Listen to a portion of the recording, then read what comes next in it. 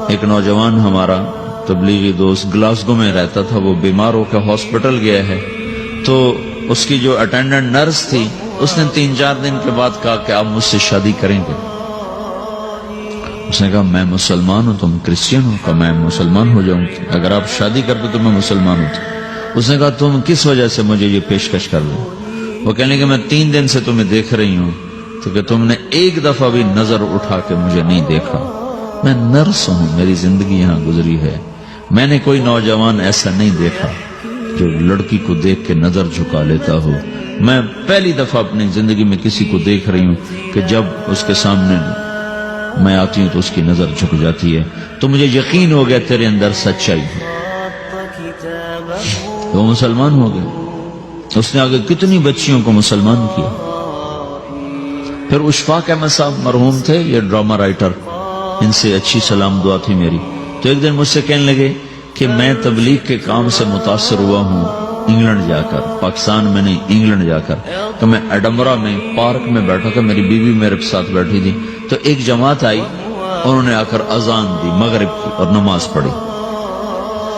نماز کے بعد 13-14 لڑکیاں بھاگ کے آگے آئیں ان سے بات کرنے کے لیے، تو میں نے بیوی سے کہا آؤ سنو یہ کیا کہنے کہتے ہیں، تو کہا ہم دونوں بھی پہنچے، تو جس نے جماعت کرائی تھی اس کو ایک لڑکی آگے بڑھ کے کہتی آپ کو انگلش آتی؟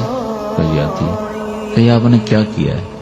کہی ہم نے اپنی عبادت کی۔ تو لڑکی کہنے لگی آج تو اتوار نہیں ہے، تو اس نوجوان نے کہا کہ جی ہم دن میں 5 دفعہ کرتے ہیں، صرف اتوار کو نہیں، روزانہ 5 دفعہ۔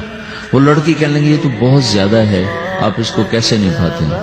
تو اس نے اس کو جواب دیا، 2-3 سوال اس نے اور کیے، جواب دیا۔ تو کہنے لگی اچھا بہت مہربانی، اس نے سے ہاتھ بڑھایا آگے ملانے کے لیے تو وہ نوجوان کہنے لگا میں آپ سے معافی چاہتا ہوں، میں آپ کو ہاتھ نہیں ملا سکتا۔ تو اس لڑکی نے کہا کیوں؟ کہ یہ ہاتھ میری بیوی کی امانت ہے اور کسی کو نہیں لگ سکتا۔ تو لڑکی کھڑی تھی، وہ زمین پہ گر گئی، صرف اس بہت وہ زمین پہ گر گئی، کھڑے کھڑے وہ زمین پہ گر گئی اور وہ بچوں کی طرح رونے لگی پھوٹ پھوٹ کے، اور کہنے لگی وہ لڑکی کتنی خوش قسمت ہے جس کے تم خامد، کاش یورپ کے مرد بھی ایسے ہی ہوتے۔ جس رب نے نفسیات بنائی ہے وہ اگر کوئی عورت کپڑے اتار دے تو اس کی نفسیات بدل جاتی، چاہے وہ مغرب میں پیدا ہو چاہے وہ مشرق میں پیدا ہو۔ عورت کی نفسیاتی حیا ہے اور وفا ہے، کسی وفادار کی تلاش ہے، تو وہ اس کو پتہ بھی نہیں ہے کہ مشرق کا حیا کیا ہے، لیکن وہ اس کو اللہ نے عورت بنایا ہے، اس کے اندر کی وہ نہیں مر سکتی چیز۔ کاش یورپ کے مرد بھی ایسے ہوتے۔ اور آنسو پوچھتی ہوئی وہاں سے اٹھ کے چل دی۔ تو اشفاق صاحب مرحوم کہنے لگے میں نے اپنی بیوی سے کہا بانو آج وہ تبلیغ ہوئی ہے کہ لاکھوں کتابیں بھی چھپ جاتی، وہ کام نہ ہوتا جو یہ نوجوان اپنے عمل سے کر لیا۔ تو میرے عزیزو کٹی پتنگ نہ بنو، اپنی کٹی پتنگ کی منزل کوئی نہیں رہتی۔ اللہ اس کے رسول کے ہاتھ میں اپنے ڈور دے کے چلو، اللہ اس کے رسول کی غلامی میں اپنے آپ کو چلاؤ تو اللہ تمہیں بھاگ لگائے گا، عزت بھی دے گا۔ اپنی منمانی میں کوئی راحت نہیں، اللہ کی قسم کوئی راحت نہیں۔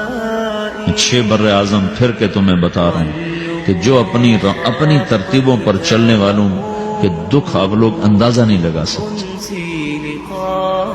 چلنا ہے تو اللہ اس کے رسول کی زندگی کو اپنا کے چلو، اللہ تمہاری دنیا بھی سکھ والی بنائے گا، آخرت بھی سکھ چین والی بنائے گا۔ لیکن یہ سیکھنا پڑے گا، سیکھنا پڑے گا۔ تبلیغ اس کو سیکھنے کی محنت ہے اور اس کو آگے پہنچانے کی محنت ہے۔ تو یہ عمر ہے، اس وقت ساری دنیا اسلام کے لیے تیار ہے، چونکہ نظریاتی طور پر دنیا شکست کھا چکی، کسی کے پاس کچھ نہیں۔ تو ہمارے پاس ایک ایسا خوبصورت نظریہ ہے کہ جو ان کو بڑی تیزی سے اپنی طرف کھینچ سکتا ہے، اور اللہ کا احسان ہے کہ تیزی کے ساتھ نسلوں کا رخ اللہ کی طرف ہو رہا ہے۔ تھوڑی ہمت کرو، چھٹیوں کا وقت تبلیغ میں دو، باقی وقت اپنی تعلیم کو دو، گھر جاؤ تو ماں باپ کے خادم بن کے رہو، نوکر بن کے رہو۔